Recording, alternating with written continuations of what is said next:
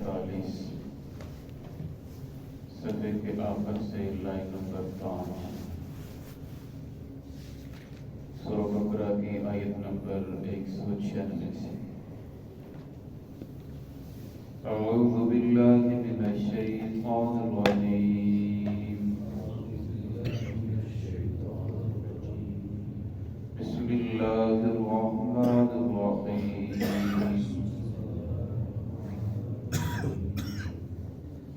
अल हज्जु अशहुरुम मालूमात फमन फरग़ फ़ीहिन्नल हज्ज फला रफ़स वला फुसूक़ वला जिदाल फिल हज्ज वमा तफ़अलू मिन खैरिन यअलमहु अल्लाह वतज़व्वदू फ़इन्न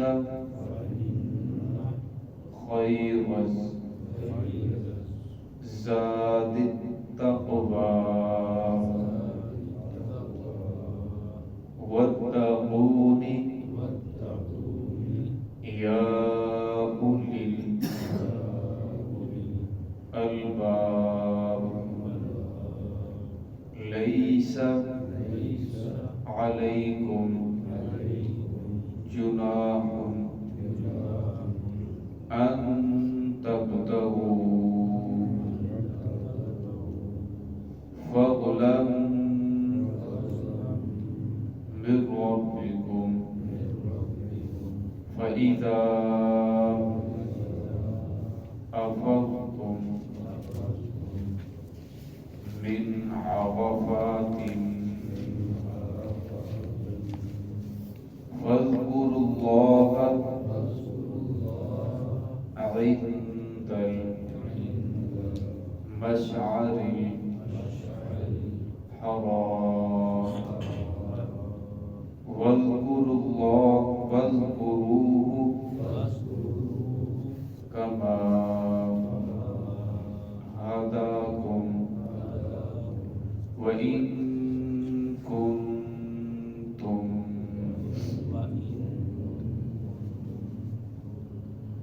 मिन क़ब्लिही लमिनज़ ज़ालिमीन।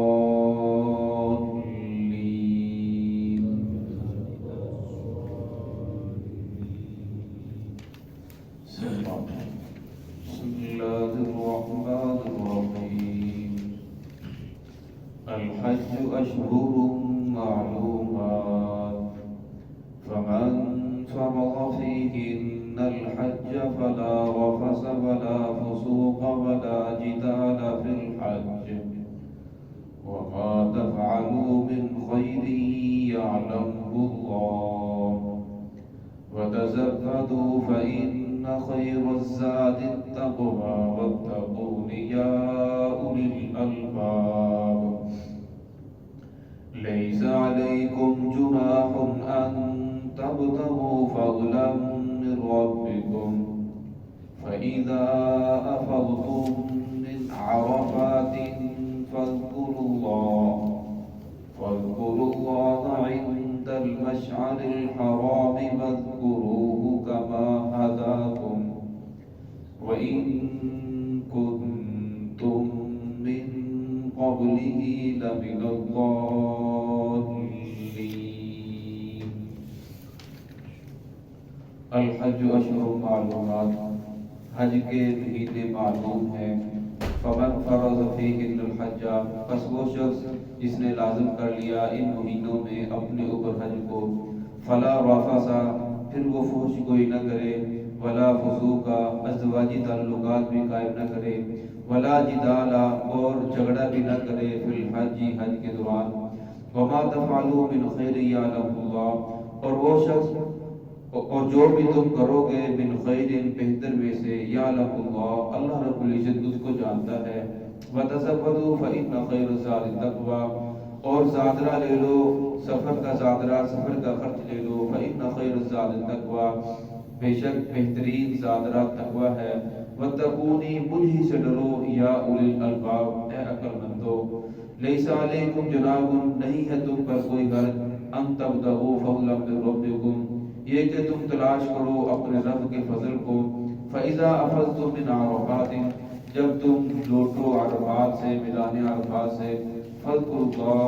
بس ذکر کرو اللہ رب العزت کا، عند المشعر الحرام مسجد حرام کے عند المشعر الحرام حرام کے مشعر حرام کی جگہ پر، وَاذْكُرُوهُ اور اس کا ذکر کرو اللہ رب العزت کو یاد کرو، کما ہداکم جیسا کہ اس نے تمہیں ہدایت دی، وَإِن كُنتُم مِّن قَبْلِهِ اور بے شک تم اس سے پہلے لَمِنَ الضَّالِّينَ گمراہوں میں سے تھے۔ یہاں سے اللہ رب العزت نے حج کے مہینے کو بیان فرمایا، حج کے مہینے معلوم ہیں شوال، ذوالقعدہ اور ذی الحج کے 10 دن، یعنی اگر کوئی آدمی شوال سے حج کا احرام باندھنا چاہے تو وہ احرام باندھ سکتا ہے، اور فرمایا جب تم حج کا احرام باندھ لو گے فمن فرض فیہن الحج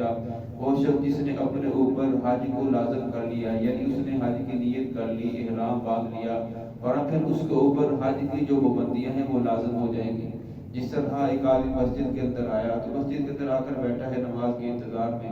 جب وہ نماز کھڑی ہو جائے گی یا ویسے جب وہ نماز کی نیت باندھ لے گا، تکبیر تحریمہ کہہ لے گا اللہ اکبر، پھر اس کے بعد اس کے لیے کھانا پینا ناجائز ہو جائے گا، بات کرنا، گفتگو کرنا، کسی کے ساتھ کسی کے سلام کا جواب دینا، یہ ساری چیزیں اس کے لیے ناجائز ہو جائے گی۔ فرمایا اس طرح جس طرح تکبیر تحریمہ کہنے کے بعد وہ اس کے لیے باقی چیزیں ناجائز ہو جاتی ہیں، پابندیاں لاگو ہو جاتی ہیں، فرمایا اسی طرح ہے جب اس نے احرام باندھ لیا تو احرام باندھنے کے بعد اس کے اوپر احرام کی جو پابندیاں وہ لاگو ہو جاتی ہیں، وہ سر نہیں ڈھانپ سکتا، جسم کے بال نہیں اکھیڑ سکتا، اپنی مونچھوں کے بال درست نہیں کر سکتا، اسی طرح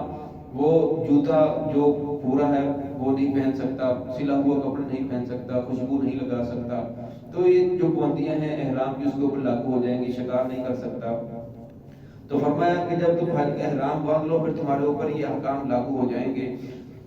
فلا وافسا پھر فرمایا کہ تم فحش گوئی نہ کرو، ولا فسوقا اور نہ ازواجی تعلقات قائم کرو، ولا فسوقا اور نہ فرمانی بھی نہ کرو، ولا جدال فی الحج اور فرمایا جھگڑا نہ کرو حج کے دوران۔ پہلے اللہ رب العزت نے فرمایا کہ فلا رافسا ازواجی تعلقات قائم نہ کرو، پھر میں ولا فسوقا نہ فرمانی بھی نہ کرو، پھر تیسری جگہ پر اللہ رب العزت نے جھگڑے کو علیحدہ ذکر فرمایا، فرمایا کہ حج کے دوران جھگڑا بھی نہ کرو۔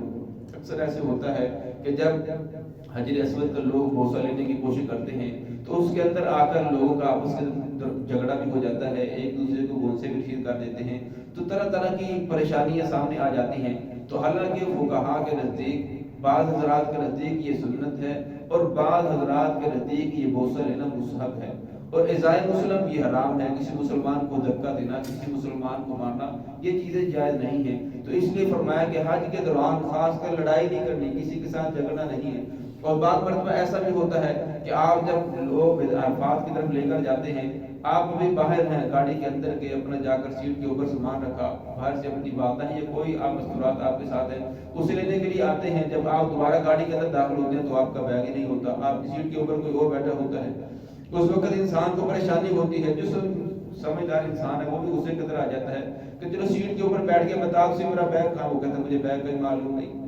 جب میدان عرفات کے اندر پہنچے تو وہ خیمے لگائے جاتے ہیں، تو ان خیموں کے اندر وہ 50-60 آدمی کو ایک ہی خیمے کے اندر داخل کر دیتے ہیں۔ تو ایک آدمی اپنا بستر بچھا کر، وہ اپنا بیٹ جو گدا ملتا ہے اس کو بچھا کر وہ باہر وضو کرنے کے لیے جاتا ہے، جب باہر آتا ہے تو اس کا گدا بھی نہیں ہوتا، اس کا بیگ بھی نہیں ہوتا، کوئی اور آدمی اس کی جگہ پر لیٹا ہوتا ہے۔ اب وہ آدمی پریشان ہو جاتا ہے۔ فرمایا جو بھی پریشانی آ جائے تو آپ نے اس کے دوران جھگڑا نہیں کرنا، کسی کے ساتھ لڑائی نہیں کرنی، کسی کے ساتھ جنگ و جدال نہیں کرنا، بلکہ آپ نے صبر کرنا ہے، کیونکہ حج کے دوران اللہ رب العزت نے پہلے نافرمانی کا ذکر فرمایا، نافرمانی کے اندر جھگڑا بھی آ گیا، لیکن اللہ رب العزت نے ولا جدال جھگڑے کو پھر علیحدہ ذکر فرمایا. جھگڑا تو ویسے بھی عام دنوں کے اندر بھی جائز نہیں, اور پھر خاص کر حج کے دوران احرام کی حالت میں بالکل جھگڑا کرنا آپ کے لیے جائز نہیں ہے. وما تفعلوا من خیر یعلم اللہ, فرمایا جو بھی تم کرو گے بھلائی میں سے یعلم اللہ, اللہ رب العزت اس کو جانتا ہے. وتزودوا, اس آیت کا شان نزول یہ ہے کہ یمن کے کچھ لوگ جب حج کرنے کے لیے جاتے تو جب گھر سے نکلتے تو کوئی چیز ساتھ لے کر نہیں جاتے. نحن المتوکلون, کہتے ہیں ہم توکل کرنے والے ہیں. ظاہر ہے انسان ہے, انسان کے ساتھ پیٹ بھی لگا ہوا ہے, گرمی سردی محسوس کرتا ہے, اور جب راستے کے اندر بھوک لگتی پھر لوگوں سے مانگتے کہ ہم حج کے لیے جا رہے ہیں, لہذا ہمیں تو بھوک لگی ہے, ہمیں کھانا کھلاؤ. تو فرمایا پھر لوگوں کو تنگ کرتے. تو اللہ رب نے فرمایا کہ ایسی بات نہیں, بلکہ گھر سے جب چلو تو اپنا خرچ لے کر چلو, جتنا راستے کے اندر خرچ ہوگا وہ خرچ لے کر چلو. حج اس آدمی کے اوپر فرض ہے جس آدمی کے پاس آنے جانے کا خرچ موجود ہو, اور جتنے دن اس آدمی نے وہاں رہنا ہے اس آدمی کے پاس اپنا خرچ موجود ہو, اور بیوی بچوں کا جو پیچھے گھر کے اندر ہے ان کا خرچ اس آدمی کے پاس موجود ہو, اس آدمی کے اوپر حج فرض ہے. فرمایا ایک آدمی کے اوپر حج فرض ہی نہیں, وہ لوگوں سے پیسے مانگتا پھرتا ہے, مجھے پیسے دو میں نے حج کے لیے جانا ہے, مجھے پیسے دو میں نے حج کے لیے جانا ہے. فرمایا اگر اللہ رب نے تیرے اوپر فرض نہیں فرمایا تو پھر کیوں خود بھی مشقت کے اندر پڑ رہا ہے, دوسروں کو بھی مشقت کے اندر ڈال رہا ہے, دوسروں کی پریشانی کے اندر مبتلا کر رہا ہے. یہ تو ایسے ہی ہے.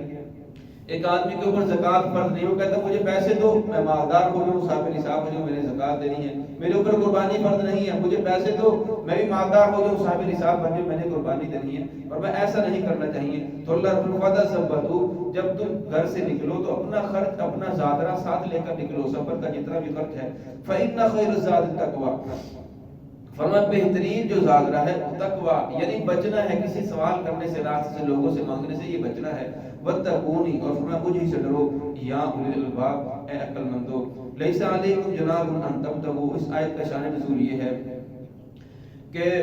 پہلے جو لوگ حج کرنے کے لیے جاتے تھے اسلام سے پہلے, تو وہاں جا کر خرید و فروخت بھی ہوتی تھی. وہاں 3 بازار تھے, عکاظ, ذوالمجاد. وہاں جا کر جب خرید و فروخت ہوتی تو وہاں ناچ گانا ڈانس بھی ہوتا, طرح طرح کی خرافات بھی ہوتی. اور اسلام نے جب باقی چیزوں سے منع فرمایا تو صحابہ کرام کے دل کے اندر یہ بات آئی کہ شاید حج کے اوپر جا کر وہاں خرید و فروخت کرنا بھی ہمارے لیے ناجائز ہو گیا, کیونکہ ہم تو خالص حج جو ہے اللہ رب العزت کی رضا کے لیے کر رہے ہیں, تو لہٰذا یہ چیزیں بھی ناجائز ہوگی. تو اللہ رب نے فرمایا کہ نہیں, بلکہ ایسی بات نہیں ہے. لیس علیکم, تم پر کوئی حرج نہیں ہے, جناح ان تبتغوا فضلا من ربکم, یہ کہ تم تلاش کرو اللہ رب العزت کے فضل کو, یعنی تم خرید و فروخت کر سکتے ہو. آدمی نیت حج کی لے کر جا رہا ہے, وہاں جا کر خرید و فروخت کرتا ہے, کوئی چیز بیچتا ہے یا کوئی چیز خریدتا ہے تو اس کے لیے جائز ہے. ایک آدمی گھر سے نیت ہی لے کر چلا کہ میں نے وہاں جا کر خرید و فروخت کرنی ہے, میں نے وہاں جا کر تجارت کرنی ہے, اور پھر اس کا جو مقصد ہے, نیت ہے اس آدمی کی حج کی نہیں بلکہ کاروبار کی ہے. نیت اس آدمی کی حج کی ہو, نیت حج کی لے کر جائے, پھر وہاں جا کر فرمایا خرید و فروخت کرنا چاہو تو وہ بھی کر سکتے ہو. فَإِذَا فَزْتُ مِنْ عَرَفَاتٍ, اور فرمایا جب تم لوٹو میدان عرفات سے. میدان عرفات حج کے 3 فرض ہیں, فرائض میں سے کوئی چیز چھوٹ جائے تو وہ رکن ادا نہیں ہوتا, حج ادا نہیں ہوتا. واجبات میں سے کوئی چیز چھوٹ جائے, جس طرح نماز کے 13 فرائض ہیں, 14 واجبات ہیں, وضو کے 4 فرض ہیں, غسل کے 3 فرض ہیں. فرض میں سے اگر کمی رہ جائے تو پھر وہ چیز نہیں ہوتی بلکہ دوبارہ کرنی پڑتی ہے. اگر واجبات چھوٹ جائے تو واجبات چھوٹنے کی وجہ سے سجدہ سہو سے نماز ہو جاتی ہے. اسی طرح حج کے دوران واجب کو چھوٹ جائے تو پھر دم دینے سے وہ حج ادا ہو جاتا ہے. فرمایا فَإِذَا فَزْتُم مِنْ عَرَفَاتٍ, میدان عرفات کے اندر ٹھہرنا یہ فرض ہے. فرمایا جب تم میدان عرفات سے لوٹو تو فرمایا فَاذْكُرُوا اللَّهَ عِندَ الْمَشْعَرِ الْحَرَامِ, ذکر کرو مشعر حرام کے پاس, یعنی اس سے مراد مزدلفہ ہے کہ مزدلفہ کے اندر جب تم آ جاؤ تو وہاں آ کر اللہ رب العزت کا ذکر کرو. زوال کے بعد سے لے کر مغرب تک آپ نے وہاں میدان عرفات کے اندر ٹھہرنا یہ فرض ہے. وہاں آدمی سویا رہے, جو بھی کرے وہاں ٹھہرنا لازم ہے. اور فرمایا یہ جو وقت ہوتا ہے زوال سے لے کر غروب تک, یہ بہت اہم وقت ہوتا ہے. اگر مستحب یہ ہے کہ آدمی کھڑا ہو کر دعا مانگے, اگر کھڑا ہونے کی طاقت نہیں ہے, عمر زیادہ ہے یا کوئی اور مسئلہ ہے تو بیٹھ کر بھی دعا مانگ سکتا ہے. تو کوشش کرے, فضول گفتگو سے بہتر یہ ہے کہ آدمی زیادہ سے زیادہ وہاں ذکر اذکار کرے, قرآن پاک پڑھے. اب اتنی دیر آدمی کہاں سے دعا مانگے گا زوال سے لے کر مغرب تک؟ تو وہاں مجلسیں لگی ہوتی ہیں, ایک عالم ہوتا ہے جو دعا کروا رہا ہوتا ہے, اپنی مانگے, جب تھک جائیں آپ کے پاس الفاظ ختم ہو جائیں تو وہاں اس کے پاس چلے جائیں, ذکر کریں, قرآن پاک پڑھیں, تسبیحات کریں. فرمایا یہ وقت بہت اہم ہوتا ہے, قبولیت کا وقت ہوتا ہے. اس کے اندر انسان کو وقت کو قیمتی بنانا چاہیے. عند المشعر الحرام, اور فرمایا جب تم مشعر حرام کے پاس آ جاؤ, یعنی پھر آپ نے ظہر اور عصر کی نماز وہاں اکٹھی پڑھنی ہوتی ہے، یعنی عصر کو ظہر کے وقت میں پڑھنا ہوتا ہے۔ اگر کوئی آدمی یہ کہے چاہے کہ نہیں بلکہ میں تو وقت کے اندر پڑھوں گا تو وہ آدمی گناہ گار ہوگا۔ اصل کے اندر عبادت نام ہے اللہ رب العزت کی ماننے کا، رسول اللہ صلی اللہ علیہ وسلم کے طریقے کا۔ آپ صلی اللہ علیہ وسلم نے وہاں عصر کو ظہر کے وقت کے اندر پڑھا، یعنی عصر کو پہلے پڑھا، اور پھر جب مزدلفہ کے اندر پہنچے تو مغرب کو عشاء کے اندر جا کر پڑھا۔ تو اس لیے فرمایا کہ عرفات کے اندر آپ نے عصر کو مقدم کرنا ہے، یعنی عصر کو ظہر کے وقت کے اندر پڑھنا ہے، اور جب آپ عرفات کے اندر